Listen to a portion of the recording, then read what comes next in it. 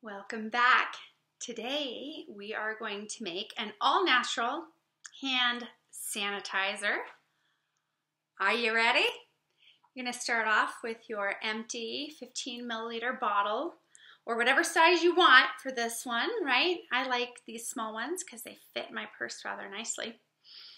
It's already been cleaned out and ready to go. You're going to take your On Guard oil. We know that this one is super, super good to kill some nasty stuff out there. It's a great oil for environmental threats, right? And we're going to take that On Guard and we're going to pop in 15 drops.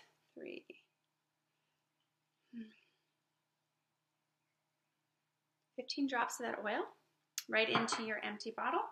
You're then going to take your liquid aloe vera. I buy them, obviously, not quite a gallon. It's a half gallon.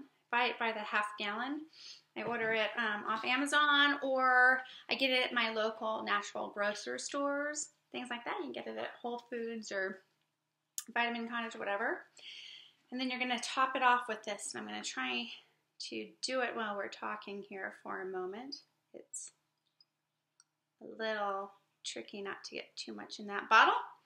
Fill it up, right? Then you're going to take your spray topper that you've ordered, again, from Amazon or Aroma Tools, whatever. I tend to order from Aroma Tools, I don't know. And just pop it on there and give it a nice good shake before each use. And then it's going to take a few times. Spray it right on your hands. And there is your natural hand sanitizer that you can take everywhere you go. Hope you enjoyed your tip today.